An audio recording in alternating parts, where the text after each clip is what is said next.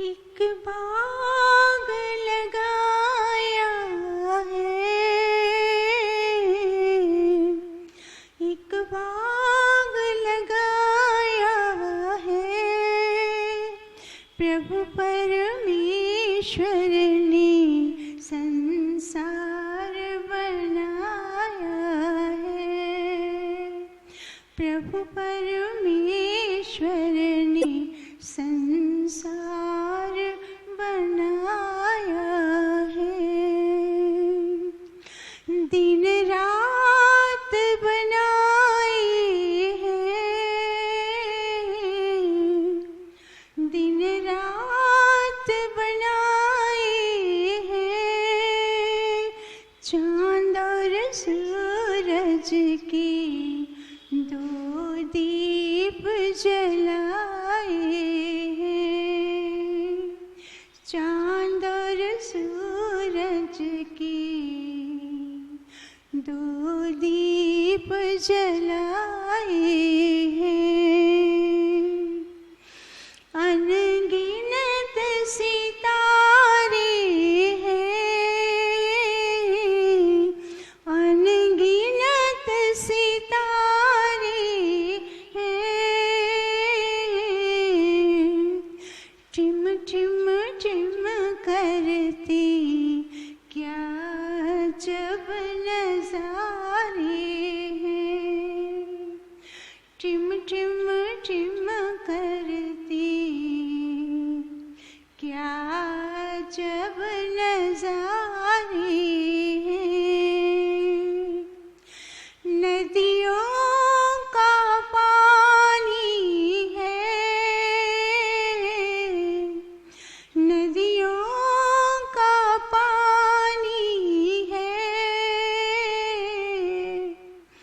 पल पल चलना ही जीवन की निशानी है, पल पल चलना ही जीवन की निशानी है। एक बाग लगाया है, एक बाग लगाया है, प्रभु परमेश्वर ने संसार बनाया है। पर्वत सुहानी है, पर्वत सुहानी है, जितने ऊंचे हैं उतने ही पुराने हैं, जितने ऊंचे हैं उतने ही पुराने हैं। सागर छिलाता है, सागर छिलाता है, लहर लहर सबको संगीत सुनाता है, मधुर मधुर सबको संगीत सुनाता है। एक बाग लगाया है, एक बाग लगाया है, प्रभु परमेश्वर ने संसार बनाया है। कोई उसके समान नहीं, कोई उसके समान नहीं, उस उसकी बराबर भी किसी और की शान नहीं, उसकी बराबर भी किसी और की शान नहीं। प्रभु पवन बहाता है, प्रभु पवन बहाता है, हर एक प्राणी के प्राणों को चलाता है, हर एक प्राणी के प्राणों को चलाता है। एक बाग लगाया है प्रभु परमेश्वर ने, संसार बनाया है। वो सबसे निराला है, वो सबसे निराला है, पथिक सदा सबका प्रभु ही रखवाला है, पथिक सदा सबका प्रभु ही रखवाला है। एक बाग लगाया है, एक बाग लगाया है प्रभु परमेश्वर ने, संसार बनाया है प्रभु परमेश्वर ने, संसार बनाया है।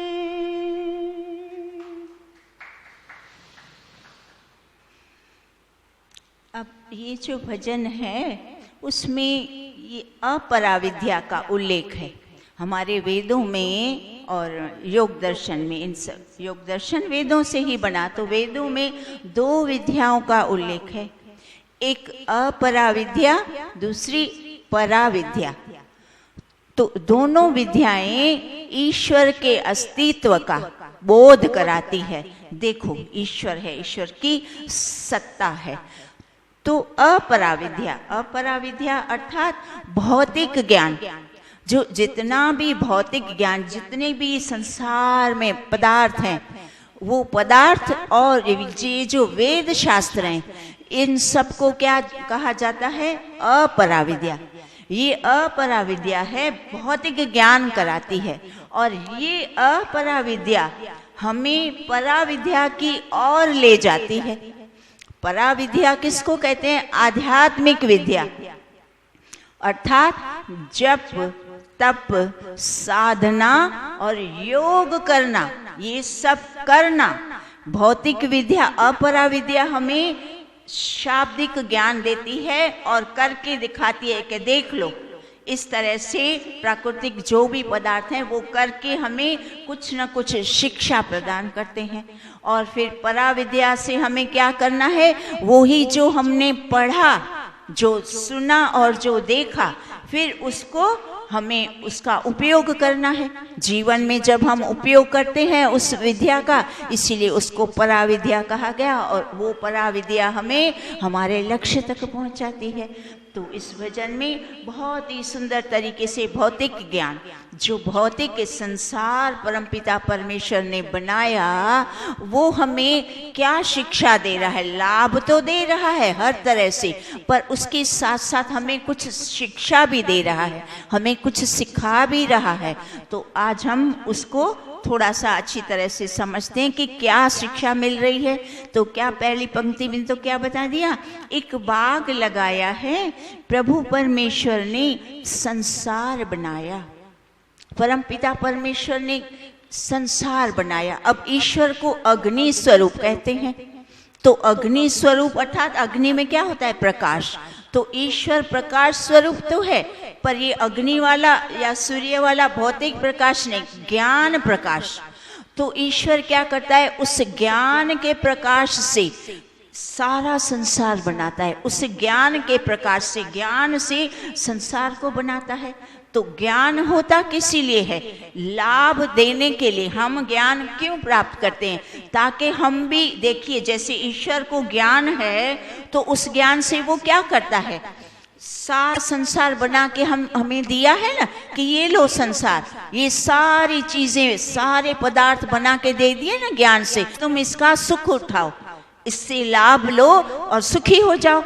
तो वैसे हमें भी जब हम ज्ञान प्राप्त करते हैं तो उसका यही एक कारण होता है, यही लक्ष्य होता है कि हम भी उस ज्ञान का उपयोग करें, कुछ दें सबको, स्वयं को भी लाभान्वित करें, फिर दूसरों को दें, प्रकाशित करना है दूसरों को। जैसे ईश्वर अपने ज्ञान से हम सबको दे रहा है, मात्र शाब्दिक ज्ञान नहीं दे रहा।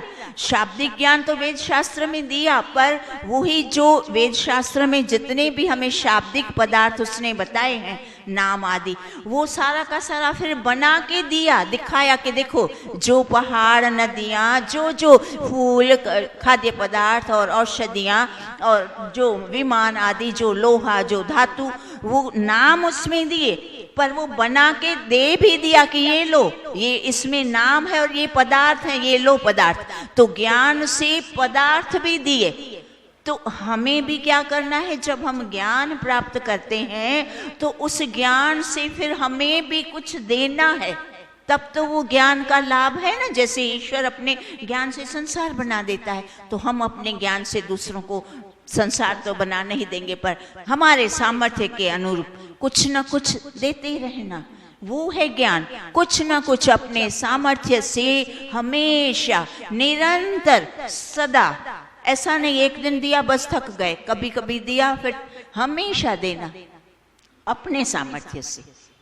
तो फिर आगे क्या बता दिया, कितनी सुंदर बात बताई, दिन रात बनाए हैं, चांद और सूरज के 2 दीप जलाए हैं। देखो उसकी एक एक चीज बनाने का कितना लाभ है, कितना सोच समझ के बनाया कि मैं इनको पूरा पूरा लाभ देना चाहता हूँ, पूरा सुख देना चाहता हूँ, इनको कोई भी दुख ना आए, कोई कमी ना महसूस हो, कोई अभाव ना हो, ऐसा सब सोच के संसार बनाया। उसके हाथ में जितना था उतना अधिक से अधिक भव्य, सुंदर, अद्भुत संसार बनाया। ऐसा नहीं जैसा तैसा चलो बना के दे दिया, अब हो गए, कर लेंगे, अपने आप फोड़ लेंगे, नहीं, सोच के समझ के बहुत ही ध्यान पूर्वक और बहुत ही अच्छी तरह से, जितना अच्छा कर सकता था, एक एक चीज आप देख लो, उसके वश में जितना था उतना अच्छा किया।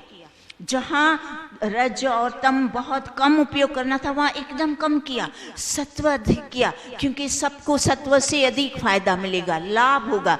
तो ऐसा नहीं कि बस बनाया, चलो बना दिया, काम खत्म करो, नहीं, ध्यान पूर्वक सामने वाले को सुख पहुंचे, सुख पहुंचे, इन सबको कल्याण हो, ऐसा सोच दिव्य, अद्भुत, सुखकारी, कल्याणकारी संसार बनाया। और उसका सबसे प्रथम बात क्या बनाई, रात और दिन। अब खाली दिन बना दिया होता क्या करते, काम कर करके गधा मजूरी थक जाते, दिन एक दिन काम करते हैं तो हमारे शरीर का सामर्थ्य कम हो जाता है, फिर रात बना दी, हाँ थक गए हो ना बेटा, सो जाओ, आराम करो, विश्राम करो, 8 घंटे विश्राम करो, तुम्हारी सारी थकान दूर हो जाएगी, वापस ऊर्जा, नया सवेरा, नई ऊर्जा, नया उमंग, नई उत्साह भर दो, भर देता है नया सवेरा। कितनी सुंदर व्यवस्था, देखिए उसकी, एक एक काम को आप देखते जाना, आपको लगेगा कितना महान। इसीलिए ईश्वर की कोई तुलना ही नहीं, उसके जैसा कोई नहीं, उसके जैसा हो ही नहीं सकता। कितनी महानता, छोटी छोटी बातों का ध्यान रखा। फिर क्या बता दिया, चांद और सूरज बनाए। चांद और सूरज, कितनी चांद और सूरज के तो हम हमेशा मंत्र करते हैं, कितने मंत्र करते हैं। स्वस्ति पंथा मनुचरेम सूर्य चंद्रमसाविव पुनर्दत्तागनता जानता संगमे मही। सूर्य चंद्रमा क्या करता है? वो प्रकृति के पदार्थ, ईश्वर ने जो इन प्रकृति के पदार्थ बनाए वो हमें रात दिन सुख तो देते हैं, हमें शिक्षा भी देते हैं। क्या शिक्षा देते हैं? सूर्य क्या शिक्षा देता है? देखो, मैं तपता हूँ तब आपको प्रकाश देता है, मिलता है। मैं तपता हूँ आपको प्रकाश देता हूँ, मैं तपता हूँ आपको फल, सब्जियाँ, औषधियाँ, वनस्पतियाँ, नाना प्रकार के सब देता हूँ। मैं तपता हूँ आपके शरीर के रोगों को दूर करता हूँ। मैं तपता हूँ आपको ओज देता हूँ, तेज देता हूँ, पराक्रम देता हूँ। मैं तपता हूँ, तुम भी तपो। ईश्वर स्वयं कहता है मैं तपता हूँ, मेरा तप है, मैं अपने तप से ये संसार बनाता हूँ। बिना तप के अगर ईश्वर तप न करता तो ये संसार इतना सुंदर भव्य नहीं बना पाता। ईश्वर का भी तप है। ईश्वर कहता है मैं तपता हूँ, मैं तप करता हूँ, मैंने जो पदार्थ बनाए वो तप करते हैं, इसीलिए तुम भी तप करो, तुम भी तप करो। क्यों तप से भागते हो? क्यों निष्क्रिय हो जाते हो? क्यों अपने आप को ढीला ढाला कर देते हो? तपस्वी बनो। सारा ब्रह्मांड तप कर रहा है, एक मनुष्य ही सोचता है नहीं बस खाऊं पीऊं सो जाऊं, गप्पे मारूं, बातें करूं, ही हा करूं, टाइम पास करूं। एक मानव के अलावा सारे जड़ पदार्थ भी गतिशील क्रिया कर रहे हैं और निरंतर। ऐसा भी नहीं कि कभी कोई दिन ऐसा हुआ कि आज सूर्य बोला मुझे छुट्टी दे दो भैया, थक गया हूँ। चंद्रमा बोले, कोई तारा बोला, कोई क्या, कोई एक वस्तु बोली, कोई ये वायु जो कल कल कल कल वायु बहती ही रहती है, एक मिनट के लिए रुक जाए तो हमारा प्राण ही खत्म हो जाए। बताओ कैसी निरंतर चल रही है ना। तो प्रकृति के हर पदार्थ निरंतर गतिशील। हम ही एक मानव बस बैठ जाते हैं, कोई भी बहाना लेके हमें बस बैठ जाना है, कुछ न कुछ बहाना ढूंढ के हमें जो थोड़ा सा भी, इतना ज़रा सा अपने जीवन में 24 घंटों में से जो एक आध घंटे का नियम बनाया उसको भी भंग करने में हम कितने माहिर हैं। आप देख रहे हो ना, इतने बड़े माहिर।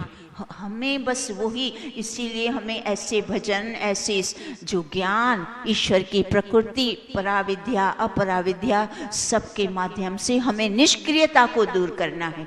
तो इतनी अच्छी बात बता दी। फिर नदियों का पानी चलता है ना, हमेशा कल कल कल कल बहता है, ठहर जाएगा तो सड़ जाएगा, दुर्गंध आ जाएगी, बदबू आ जाएगी। मनुष्य का जीवन भी ऐसा है। आप देखना, जब तक व्यक्ति काम करता है, जॉब जाता है, तब तक आप देखना चुस्त दुरुस्त फुर्त कोट टाई पैंट पहन के अच्छे से सुबह से तैयार होके और काम पे जाता है, शाम को लौटता है। हमेशा सब उसका डिसिप्लिन में सारा टाइम टेबल बना होता है, इस टाइम पे मुझे ये करना है, ये करना है अच्छे से। और जब रिटायर हुआ, देख लो आप, रिटायरमेंट के बाद उसका सारा कुछ अस्त व्यस्त, कुछ टाइम नहीं, नियम नहीं, टेम, बस उसको अब क्या करना है, अब तो कुछ नहीं करना, खाना पीना, जब चाहे उठूंगा, जब चाहे करूंगा।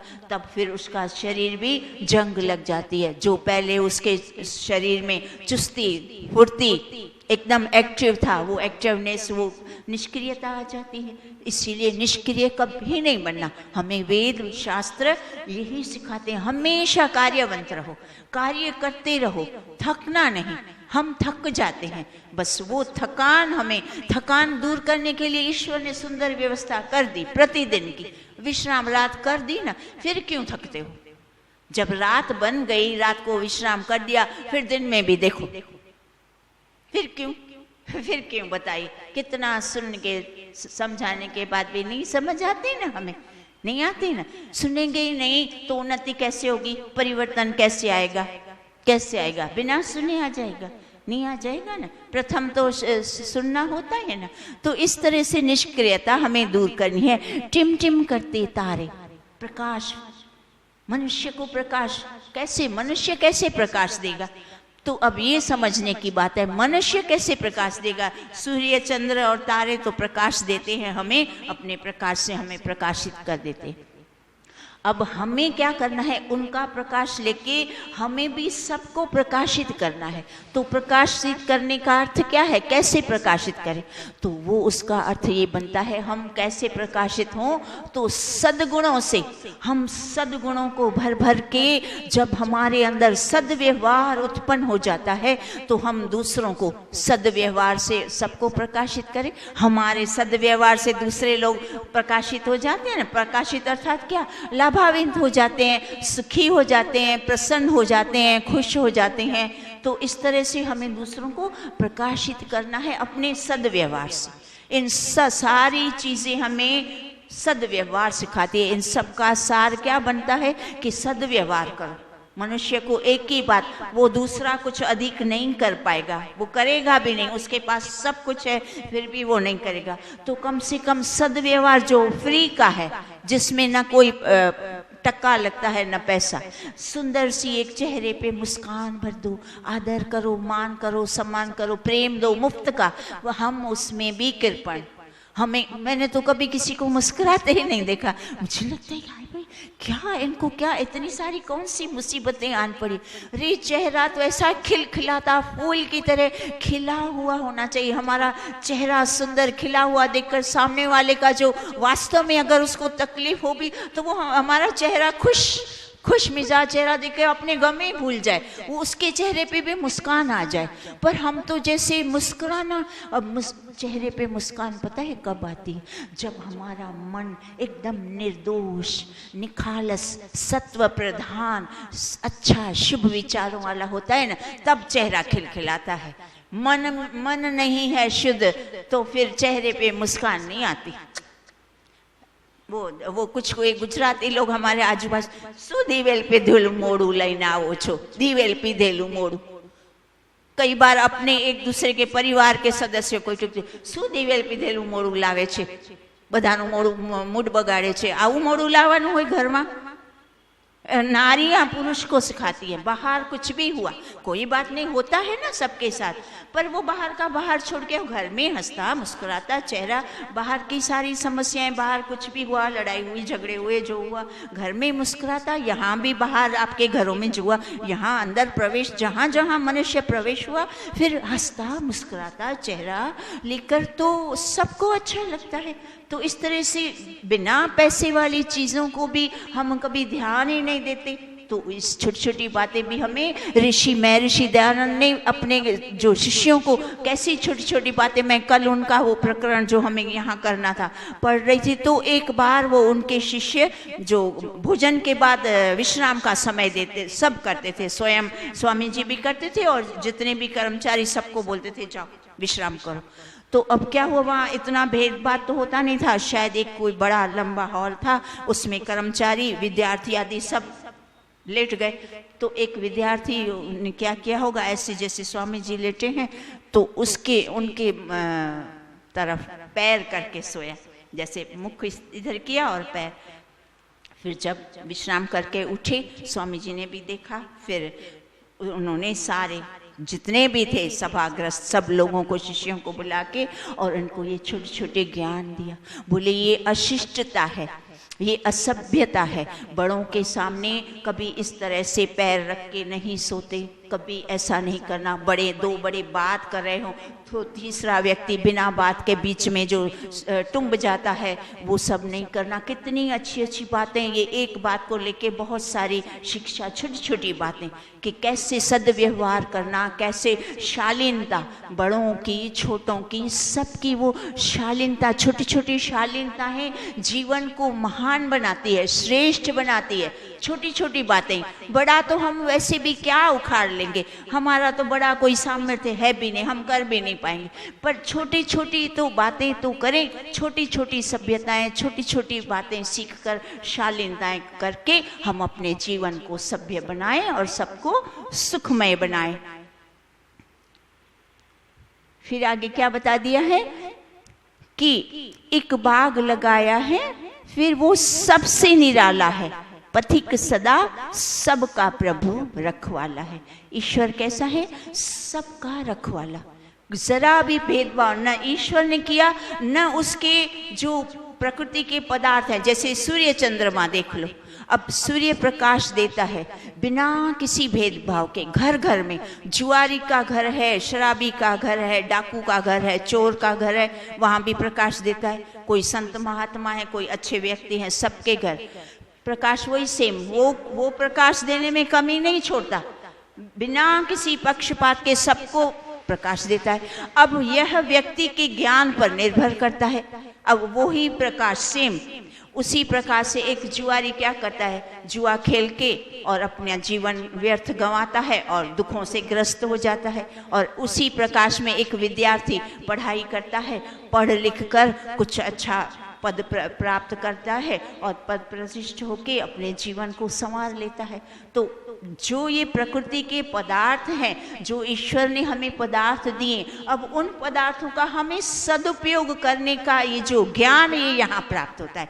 हम जितना साधन, इन साधनों का उपयोग करते हैं, उतना हमारा ज्ञान शुद्ध होता है। जितना ज्ञान शुद्ध होगा तो फिर हमारे कर्म शुद्ध होंगे, और कर्म शुद्ध होंगे तो फिर उसका परिणाम शुद्ध आएगा। तो इस तरह से एक छोटी सी मैं वार्ता, आज एक स्टोरी मैगजीन थी, अपनी जो पुस्तकें आती है ना आध्यात्मिक आर्य समाजों की तरफ से, तो एक उसमें पुस्तक में पत्रिका में एक सत्य घटना, दो भाइयों की बात बताते हैं कि दो भाइयों का व्यवहार। तो बड़ा भाई अपनी बात बता रहा है, बोलता है हम दो भाई थे। वो भाई की बात नहीं करें, शुरुआत यहाँ से हुई कि कुछ दिन हुए, 8-10 दिन हो रहे हैं कि हम जो गेट होता है ना, फिर उसके बाद दूसरा बड़ा गेट होता है, तो बड़े गेट के बाजू में कोई एक नींबू सिंदूर लगा के और वो जो यंत्र मंत्र करके, तंत्र करके, और उसको हमारे घर पे कोई रख रहा था।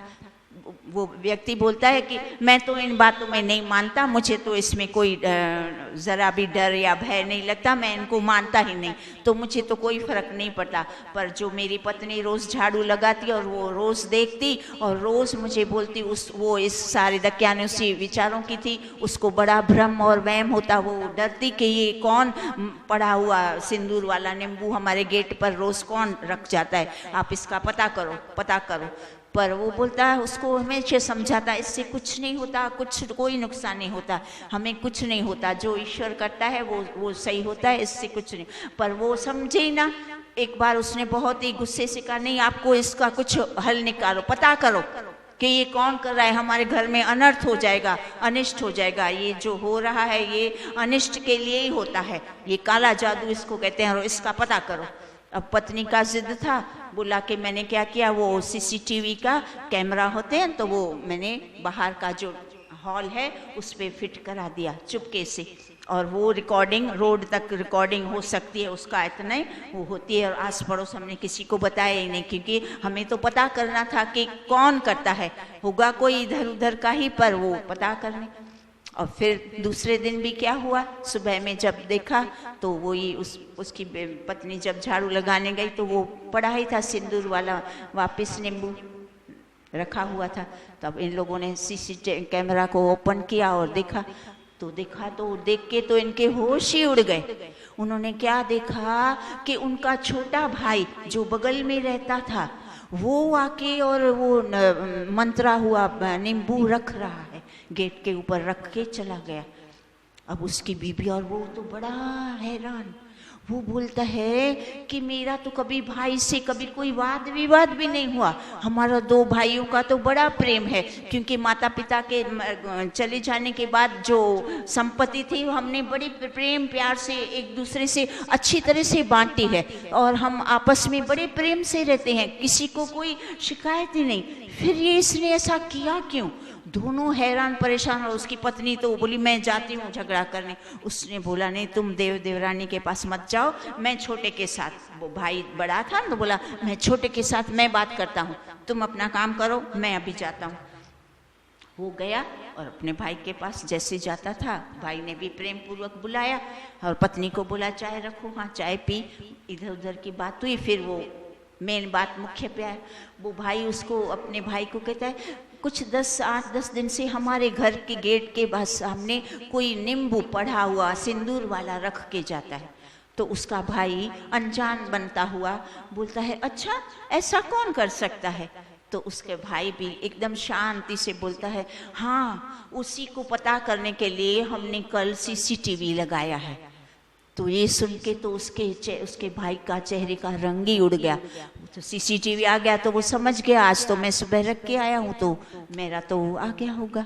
तब बड़ा भाई उस छोटे को कहता है, बोलता है मुझे एक बात समझ में नहीं आती है छोटे, कि हमारा कभी कोई ऐसा मन मुटाव नहीं, सब कुछ प्रेम प्यार से, तुम्हें ऐसी क्या मेरे से शिकायत, मैंने ऐसा क्या कर दिया गलत जो तुम्हें मेरे लिए ऐसा अनिष्ट करने का जादू टोना करना पड़ा, ऐसा तो मैंने क्या कर दिया।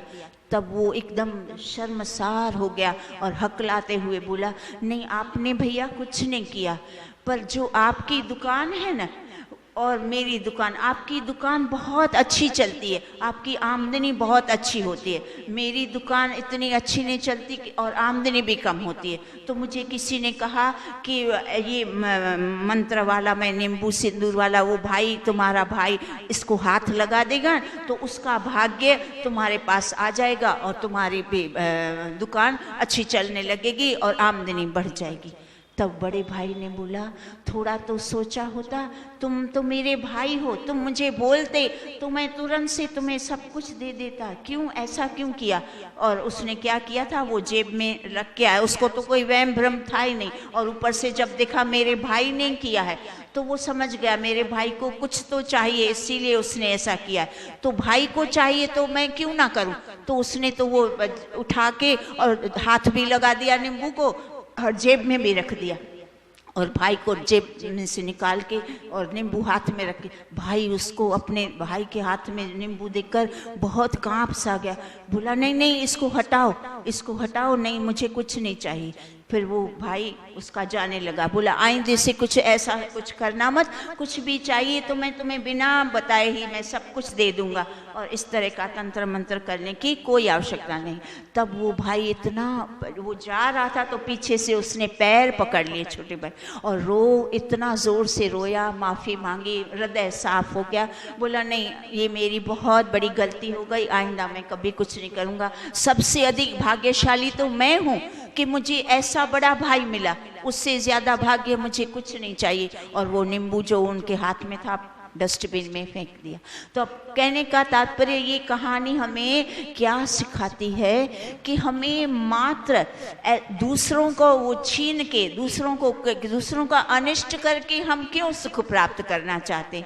हमें सुख चाहिए, एक दूसरे को लेन देन करो, परिश्रम करो, पुरुषार्थ करो, और ना हो सकता है चलो किसी के पास अधिक है, हमारे पास कम, प्रेम पूर्ण प्रस्थान रखो, ये बात है। इस तरह की जो अनिष्ट मन में जो दूसरे को हानि पहुंचाना, ये विचार कभी नहीं लाना चाहिए। तो ये जो सगे भाइयों में भी फिर आप सोचिए, तो पराये आदमी के साथ व्यक्ति क्या कुछ नहीं, और हम देख रहे हैं आज ऐसा ही हो रहा है। लोगों को परिश्रम करके आगे नहीं आना, मेहनत मशक्कत नहीं करनी, दूसरों को नीचे गिरा के फिर उसके ऊपर चढ़ के हमें आगे आना है। तो ये सब हो रहा है। ओम द्यौ शांतिरंतरिक्षं